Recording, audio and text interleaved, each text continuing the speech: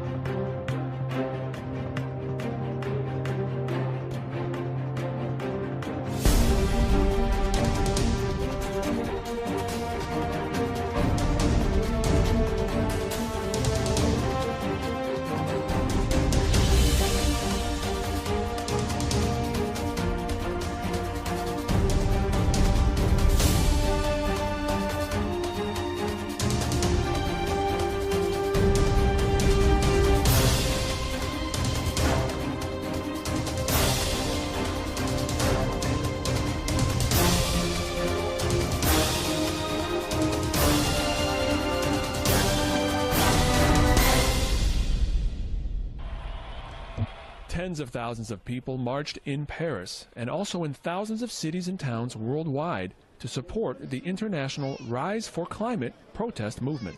Many are upset with the lack of progress following the 2015 Paris Accord on climate change. In all, Rise for Climate protests were held in 90 cities across the world. Organizers say many have deep concerns about President Trump's policies on climate change. The United States remains one of the world's worst polluters. Summit in San Francisco next week, but for many change can't come soon enough. Thousands took to the streets to demand that California make the switch to renewable energy before it's too late. It's hoped the show of strength here will spur politicians and those in power to take action. We rise today because all sentient beings should have the right to clean air, clean water, along with the right to life, liberty, and the pursuit of happiness. In Australia, big demonstrations marked a global day of action. Here too there are concerns about burning fossil fuels, rising ocean levels, and a failure by the Australian government to meet its commitments to reduce I'm Governor change. Jerry Brown. Greetings from California.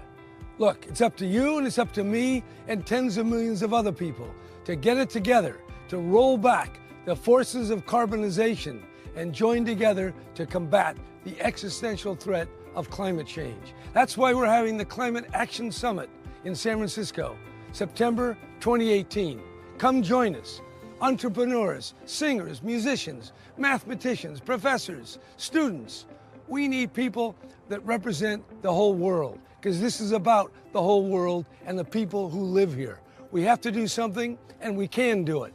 That's why we want to join together in this Climate Action Summit in 2018 in San Francisco. Yes, I know President Trump is trying to get out of the Paris Agreement, but he doesn't speak for the rest of America. We in California and in states all across America believe it's time to act. It's time to join together, and that's why at this Climate Action Summit, we're going to get it done. So some 4,000 climate experts and other delegates, including former Vice President Al Gore, expected to converge on San Francisco for the governor's Global Climate Action Summit. But take a look, already this weekend, some 30,000 people marched through the streets of San Francisco, pushing for more aggressive action on climate change and global warming issues.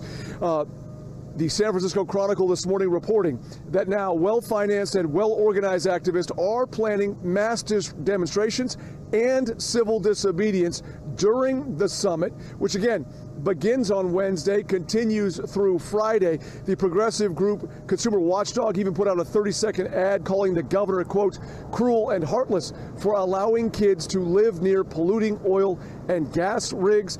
For their part, the governor's spokesperson has said the governor is moving to address climate change the best way he can and to convince others to do the same. People from around the world are gathering in San Francisco ahead of the Global Climate Action Summit. Gaining momentum. From politicians to foreign dignitaries and even a giant polar bear made out of plaster. The Global Climate Summit has descended on San Francisco.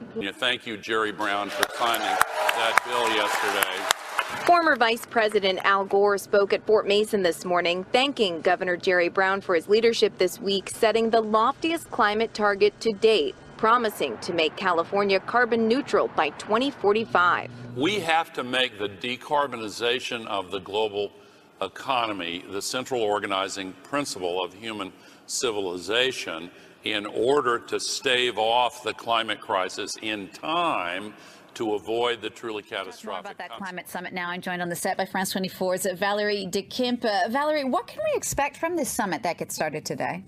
So this summit is a way of bypassing what the civil society perceives to be the inaction of national governments around the world. So where states have been slow to act, well, mayors, business leaders can act. This is not an empty shell of talks. While the world continues to see more extreme weather conditions, more extreme natural catastrophes. And I think it's worth mentioning that as leaders gather in San Francisco, Hurricane Florence is expected to reach the east coast of the United States and could become one of the most catastrophic storms that the region has ever witnessed.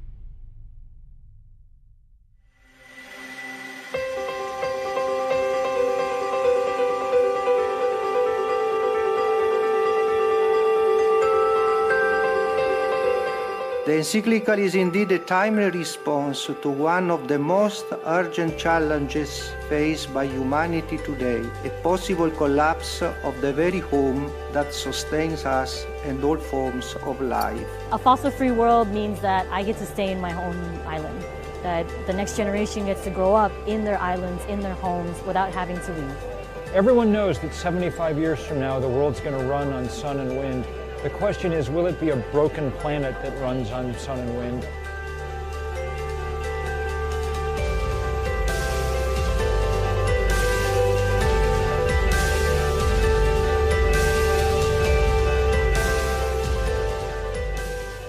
I believe that climate change is a battle that will be won or lost at the grassroots, not in plenary halls. And therefore, local leaders play a big role in making that happen. He has said explicitly that citizen pressure will help drive more ambition.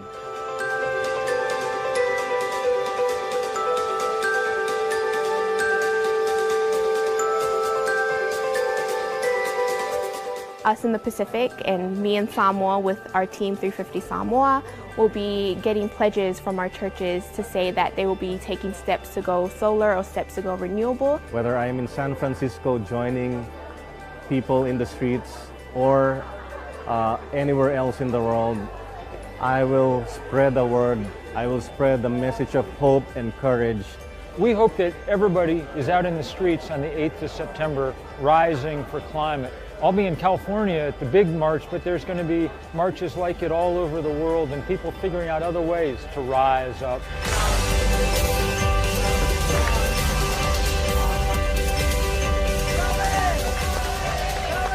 On the 8th of September, we rise. We rise. We rise. Rise with us. Rise with us.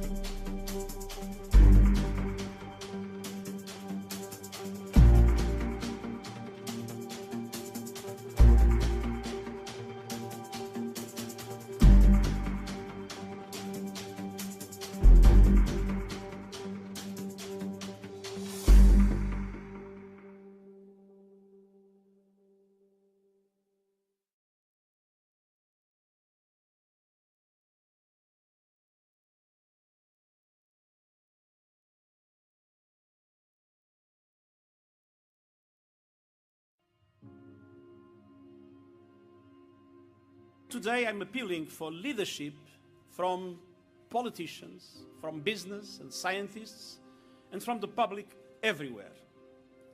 We have the tools to make our actions effective. What we still lack, even after the Paris Agreement, is the leadership and the ambition to do what is needed. And what makes all of this even more disturbing is that we were warned.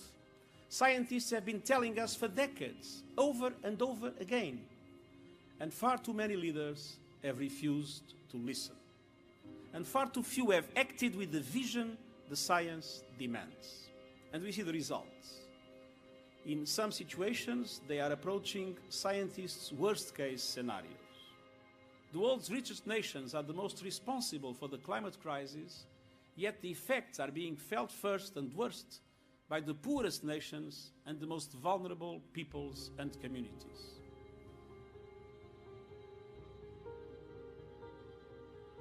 Existing technologies are waiting to come online: cleaner fuels, alternative building materials, better batteries, and advances in farming and land use. And these and other innovations can have a major role in reducing greenhouse gas emissions so we can hit the Paris targets and inject the great ambition that is so urgently needed.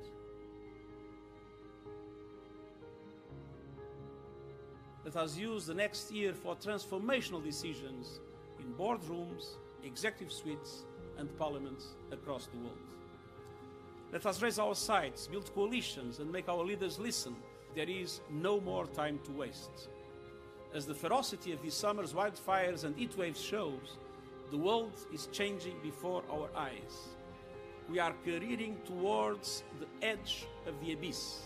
It is not too late to shift course, but every day that passes means the world eats up a little more and the cost of our inaction mounts. Every day we fail to act is a day that we step a little closer towards a fate that none of us want. A fate that will resonate through generations in the damage done to humankind and life on Earth. Our fate is in our hands. The world is counting on all of us to rise to the challenge before it is too late. I count on you all.